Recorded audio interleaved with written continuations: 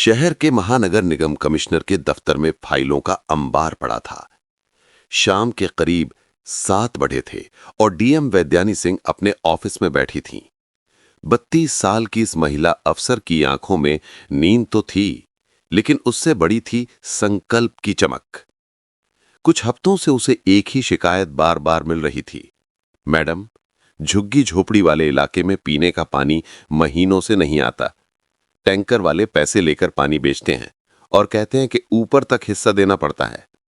दर्द बढ़ाने वाली बात यह थी कि टैंकर रैकेट को थानों और निगम दफ्तर की मिली भगत का आशीर्वाद हासिल था। वैद्यानी ने जानकारी जुटाई तो पता चला कि वहां का प्रभारी इंस्पेक्टर राकेश त्यागी लंबे समय से टैंकर माफिया से वसूली करता था। ठीक वैसे ही जैसे मजदूर पसीने से पानी बहाते हैं, वो जनता की प्यास से पैसा कमा रहा था। लेकिन हर शिकायत हवा में खो जाती, क्योंकि कोई सबूत सामने नहीं था। आज वैद्यानी ने तय किया, सच का चेहरा देखना है तो इस नकाब को अपने हाथों से हटाना होगा। रात को 9 बजे वैद्यानी ने अपनी वर्दी उतारी और एक बेहद साधारण सी साड़ी पहन ली। पांव में किसी हुई चप्पल, चेहरे पर हल्की थकान और हाथ में एक फटी हुई बाल्टी। वो अब एक गरीब औरत लग रही थी जो झुग्गी से पानी लेने आई हो। बिना सरकारी जीप, बिना सिक्योरिटी, वो पगडंडी से होते हुए स्लम इलाके पहुंची। रात के अंधेरे में सस्ती लाइटों के नीचे पानी का टैंकर खड़ा था। आधे नंगे मजदूर बच्चे बाल्टियां लिए लाइन में खड़े थे। औरतें गालियां बकते हुए एक दूसरे को धक्का दे रही थीं। धंधा गर्म था और भीड़ बेबस। टैंकर वाला मोटा सा आदमी चिल्ला रहा था, 100 रुपए बिना कोई बूंद नहीं। पानी मुफ्त समझ रखा है क्या? हमें भी पुलिस को देना पड़ता है, इंस्पेक्टर त्यागी साहब को।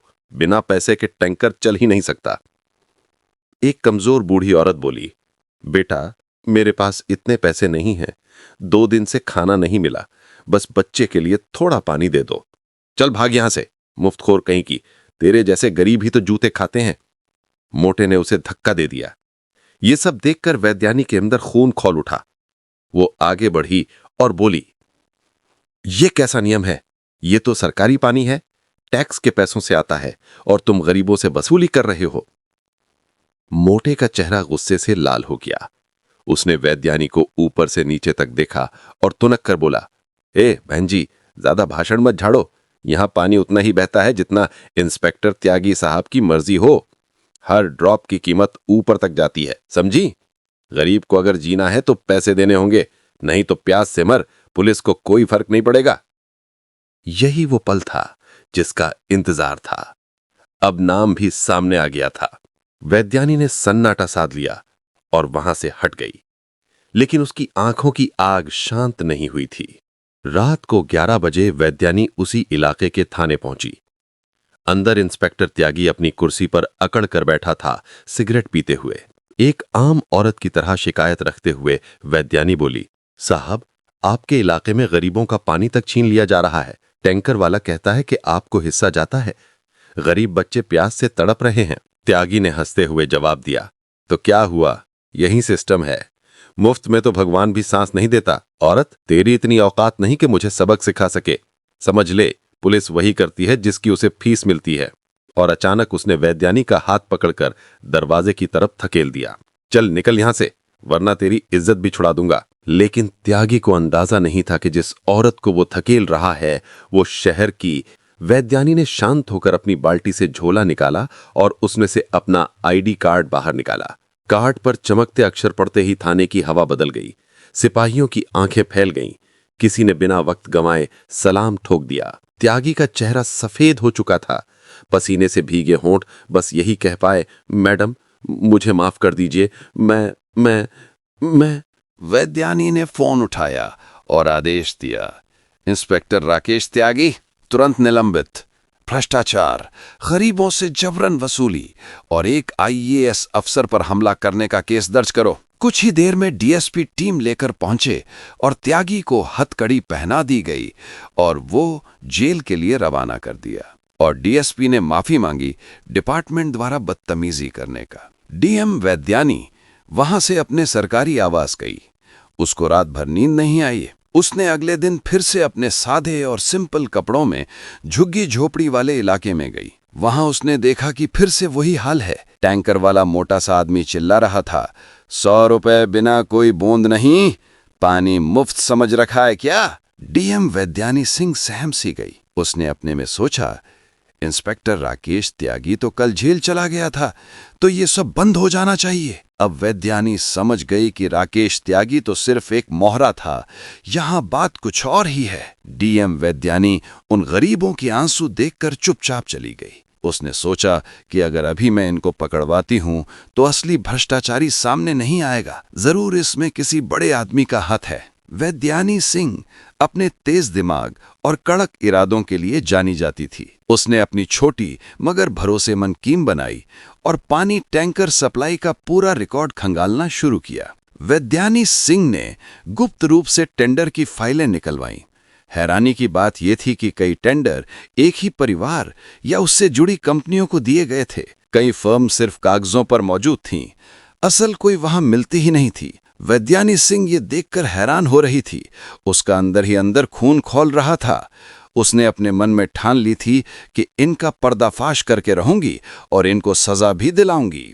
वैद्यानी के आदेश से टेंडर के बैंक अकाउंट्स की पड़ताल हुई। भुगतान सरकारी खजाने से होता था, लेकिन ट्रांजैक्शन घूम फिर कर उन्हीं कंपनियों तक पहुंचते थे जो सीधे एमएलए विक्रम चौधरी से जुड़ी थीं। लेकिन ये तो बस शुरुआत थी। वैद्यानी के जांच में सामने आया कि पानी के टेंडर, टैंकर कॉन्ट्रैक्ट और सप्लाई सबका कंट्रोल शहर के एमएलए विक्रम चौधरी के हाथ में था।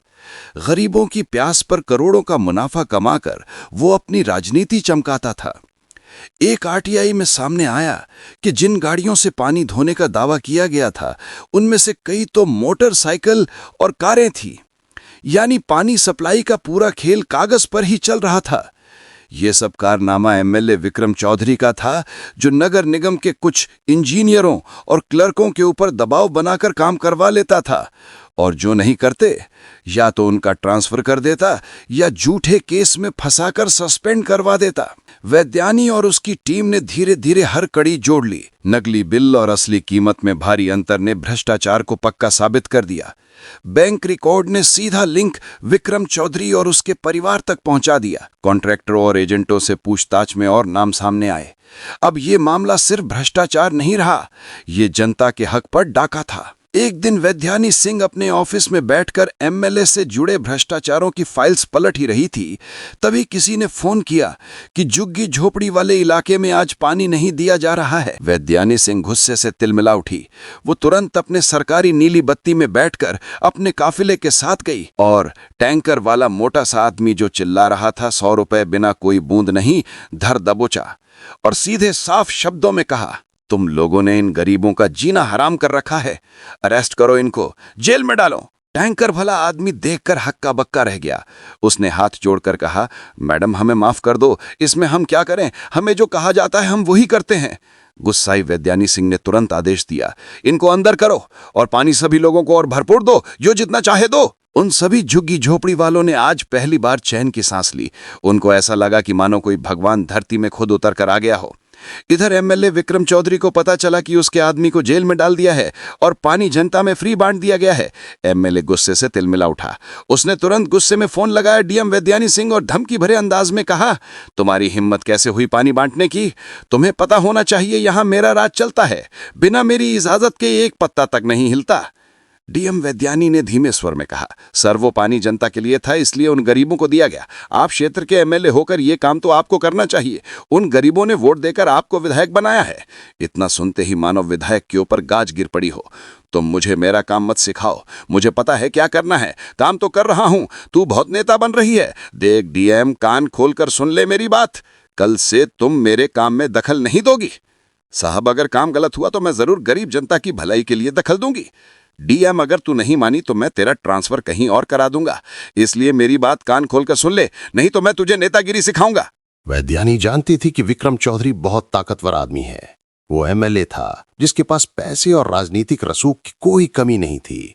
जरा सी भनक लगी तो वो सबूत नष्ट करवा सकता था। इसलिए उसने तय किया छापा मारा जाए, वो भी बिल्कुल अचानक और गुपचुप तरीके से मारा जाएगा। लेकिन उससे पहले इसके खिलाफ जितने भी सबूत है, नकली बिल और असली कीमत में भारी अंतर, बैंक रिकॉर्ड जो उसके परिवार से लिंक थे, कॉन्ट्रैक्टरों और एजेंटों से पूछताछ में और नाम सामने आए, वो सब न्यायालय के सामने पेश कर दिए और गिरफ्तारी का ऑर्डर पास कराया। अगली सुबह 4 बजे अंधेरे में पुलिस की गाड़ियां बिना सायरन बजाए बंगले की तरफ बढ़ीं। गेट पर तैनात गार्ड हैरान रह गए।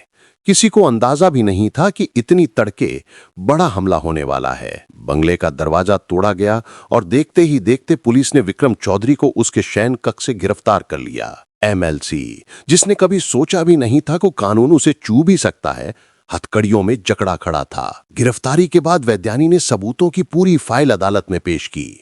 फर्जी टेंडर दस्तावेज, आरटीआई से मिले झूठे वाहन बिल, बैंक ट्रांजैक्शन का रिकॉर्ड और उन झुग्गी झोपड़ी वालों के गवाहों के आधार विक्रम चौधरी ने अपनी पूरी राजनीतिक ताकत और संपर्क झोंक दिए। बड़े वकील खड़े किए, मीडिया में खुद को निर्दोष दिखाने की कोशिश की, यहां तक कि कुछ अफसरों पर दबाव भी डलवाया। लेकिन सबूत इतने ठोस थे कि अदालत ने उसकी जमानत तक खारिज कर दी। मामला आगे जाकर सरकारी एजेंसियों को ट्रांसफर हुआ और धीरे धीरे अन्य बड़े कॉन्ट्रैक्टर, एजेंट और यहां तक कि निगम के अधिकारी भी गिरफ्तार हुए। इस ऑपरेशन का असर सिर्फ गिरफ्तारी तक नहीं रहा। नगर निगम ने पानी सप्लाई का पूरा सिस्टम डिजिटल कर दिया। टैंकरों की जीपीएस ट्रैकिंग शुरू हुई। गड़बड़ी पकड़े जाने पर तुरंत कार्रवाई होने लगी। कुछ ही महीनों में झुग्गी और गरीब बस्तियों तक नियमित पानी पहुंचना शुरू हो गया। पब्लिक ने चैन की सांस ली और शहर भर में वैद्यानी सिंह को एक हीरो की तरह देखा जाने लगा। तो साथियों, ये रही हमारी छोटी सी एक प्रेरणादायक कहानी।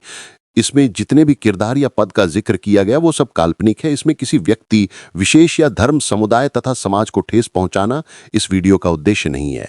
ये सिर्फ मनोरंजन और शिक्षा के लिए।